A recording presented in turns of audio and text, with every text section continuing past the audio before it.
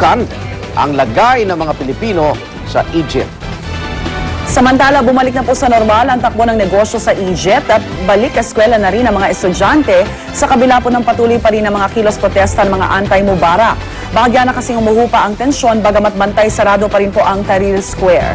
Sa ulat naman ng State TV ng Egypt, nagbitiw na rin daw ang mga pinuno ng ruling party kasama ang anak ni President Hosni Mubarak na sinasabing posibleng pumalit sa kanya sa pwesto.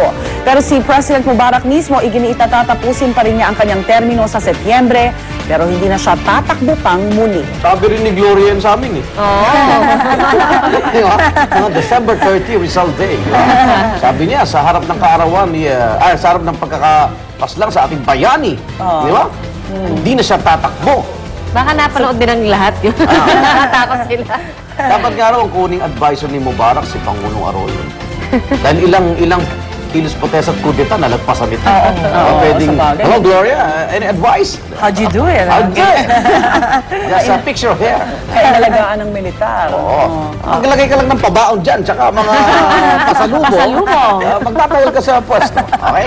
Sa ibang balita naman po, pangako ng Philippine National Police na iimbestigahan nila ang sinasabing intelligence report ng AFP na nag-aakusa kina Director Roberto Rosales at dating Traffic Management Group Chief Napoleon Cauyan. Bilang po yung mga protektor ng Dominguez Carnapping Group. Ayon kay PNP Spokesperson Chief Superintendent Agrimero Cruz, dapat magpaliwanag tungkol sa issue sina Rosales at Cauyan na kahapon ay tahasang itinanggi na ang mga akusasyon. Ginagawa kaming fall guy. I welcome any investigation and also include the person who made the report. Itinanggi ni Police Director Roberto Rosales na protektor siya ng Dominguez Carnapping Group. Git na opisyal, ginagawa lang siyang fall guy. Hindi nga raw nakakausap ni Rosales sina Raymond at Roger Dominguez. Idinipensa rin niya si dating Traffic Management Group Chief Napoleon Cauyan. Ito pa nga raw ang nagtitip ng impormasyon kay Rosales laban sa mga carnapper. Hinala naman ni Cauyan, posibleng ang mga kaaway niya sa PNP ang nasa likod ng paninira sa kanya. Hamon ni Rosales sa mga nagdadawit sa kanya sa carnapping, maglabas ng ebidensya. Handa rin daw humarap sina Rosales at Cauyan sa anumang investigasyon. Kinunan ng reaksyon ng GMA News ang AFP na siya raw pinanggagalingan ng intelligence report pero no comment ang sagot ni AFP spokesperson Jose Mabanta. Samantala tututukan po ang kontrobersyang kumakaladkad ngayon kina Rosales at Cauyan. Ang kanilang sagot sa lumalabas na akusasyon, abangan po yan mamaya sa unang balita. Matindi-tindi. Okay.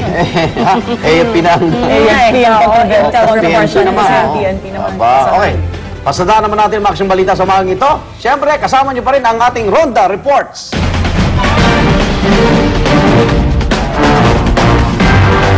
Back-to-back Ronda Report mula sa Quezon City. Isang taxi at motorsiklo ang nagkabanggaan sa may Tandansora Avenue.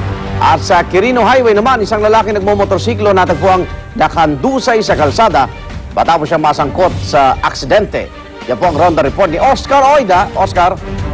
Yes, Igan, nalagay sa alanganin ng motorcycle rider na si Dan Ryan Larangan matapos makasalpukan ng sinasakyan ng motorsiklo ang kasalubong na taxi sa isang kurbada sa may Tandansora Avenue sa Quezon City. Pasado las 10 ng gabi nang bigla na lang umunong sakupin ng taxi ang lane ng kasalubong na motorsiklo. Sa lakas ng impact, kumilapon si Larangan sa may windshield ng taxi. Bagamat nagtamo ng mga pinsala sa katawan, maswerte pa rin nakaligtas sa Larangan o si Larangan sa nangyaring aksidente. Yun nga lang, Igan, ang taxi driver na responsable sa pangyayari bigla umunong nawala na parang bula.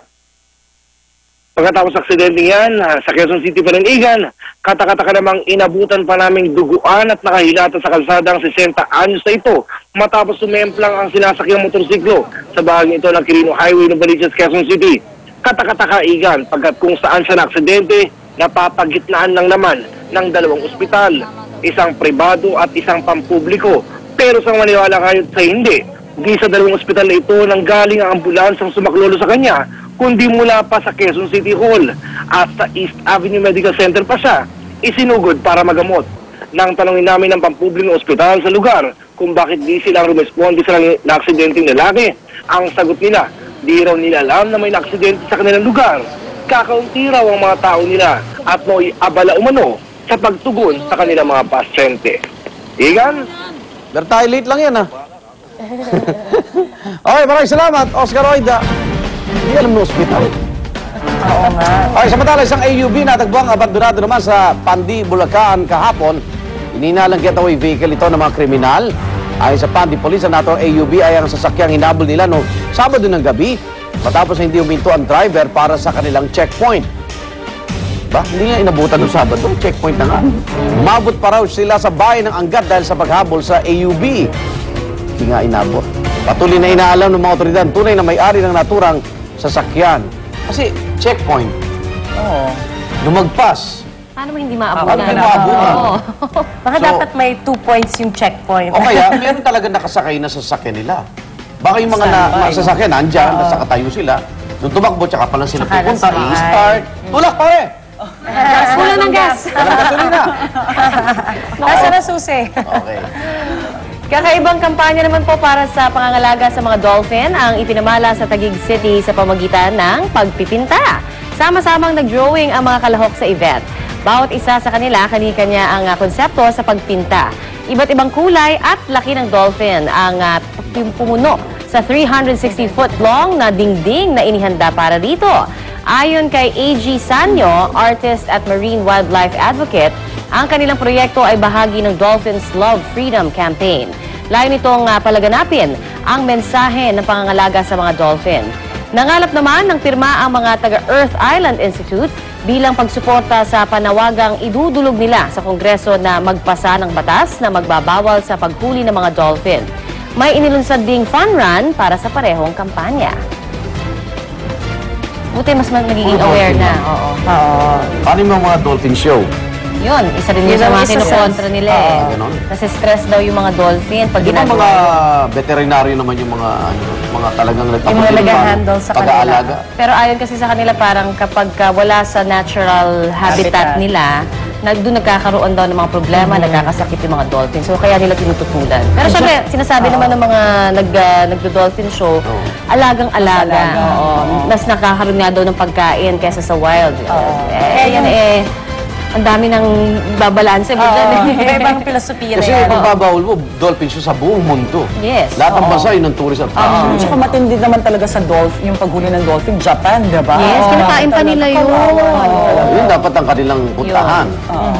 Si Sting ang nangunguna dyan. Yung sa dolphin, yung pagkatay sa dolphin, siya yung advocate dyan. Wow, talaga. Siya nangunguna sa pagkatay. Siya nangunguna sa pagtutol. Si Sting, yes. Sting, Val, steak. Every Every breath you take. Eto naman po, halos 1,000 Japanese ang nagtipon-tipon para gumawa ng kani-kanilang hukay. Ito po ay para sa taunang all-national hole digging competition sa Japan. Ang bawat kalahok may bit-bit na pala at nakuniforme pang iba habang may ilan na mga hila pang props gaya ng replica ng capsule na ginamit noon sa pagliligtas sa mga nat-trap na minero sa Chile. At ang nanalo sa contest ang pinakamalalim na hukay na umabot ng 10.6 feet. Nag-uwi ang winner ng 100,000 yen o katumbas ay 53,000 pesos. Binigyan din ng premyo ang may creative na butas na nagawa at ang may pinakamagandang costume habang naghukay. At nagkaroon din po ng hiwalay at katuwa ang paghukay para lang sa girls at sa mga bata. Uy, pwede ba si Aki? Diba si Aki ganyan lang? Sinong Aki? Akihito! Okay. Diba? Ano pala spelling ng Phoenix, no? Phoenix. F-E-N-I-X. Ba pangalan nung may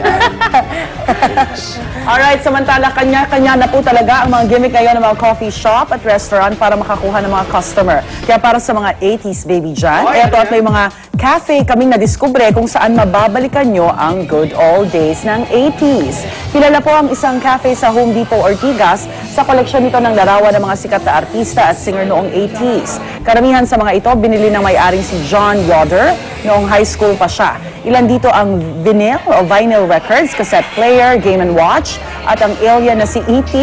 Isa pang kilalang 80s bar ang nakita natin sa Visayas Avenue sa QC, pero vinyl records lang po daw ang pinatutugtog dito. Ang ibang customer nga nagdadala pa ng sariling record at sila mismo ang nag-DJ. Cute naman. Hindi talaga nawawala 80s. Saka laging masaya talaga, feel good ang music ng 80s. Ito unang binili kong record sa Raon, sinamahan ako ng tatay ko. Gaano Kita Kamahal ni Celeste Legaspi. Uy, Celeste Legazpi. 1983. 1980. Kasi Early 80s, pagka-graduate ko, narinig ko sa radyo. Kay Kapay Ngabot, yun. Tapos sabi ko, gustong bilhin yan, ganda. Ikaw lamang.